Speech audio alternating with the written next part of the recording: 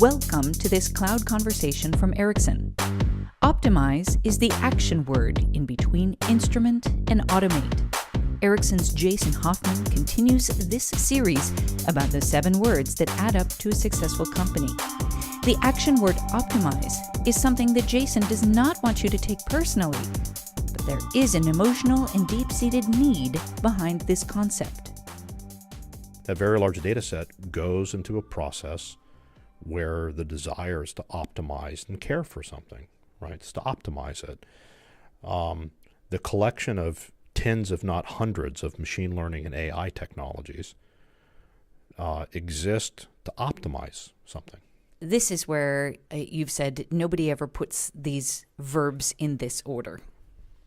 Why is that? No. So if you look at the current thing that most of us do is we ship something that we monitor, and then we think that there's a something we would like to do with it. So we go and we measure some stuff. We manually determine what we should automate, and then we manually write the code that does the automation.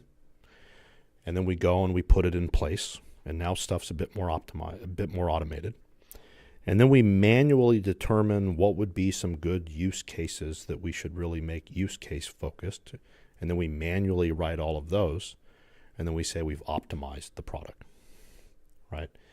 So the truth is we put together a system, we ship it, we pick some things to measure, and we go measure them.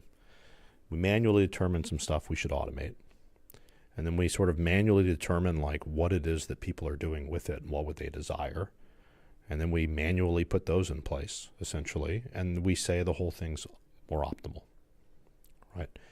That's not, and then we sit and we say, well, but we're really going to start using things like AI to make these things better. Okay, well, everything in the machine learning space, by the very nature of it, requires very large data sets to learn from.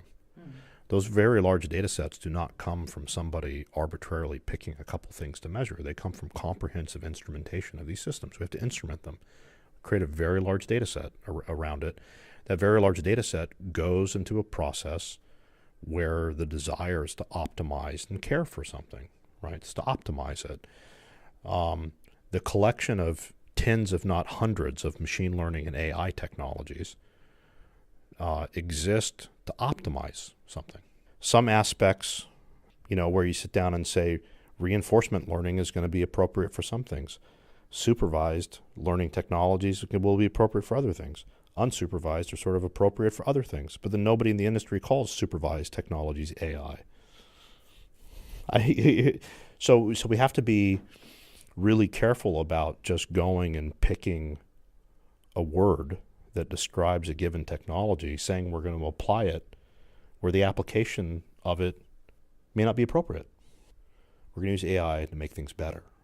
Okay, you're going to use it to optimize things. If you decide that you're going to go and instrument a bunch of stuff and you're going to take the data set, drive it through an optimization process, so have it for the purpose of optimizing something, then there's a whole area in the automation space that's really being called post-optimization automation.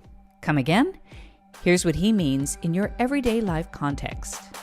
Let's say you were using an application on your phone, and the developers of that application were constantly instrumenting how you use it, right?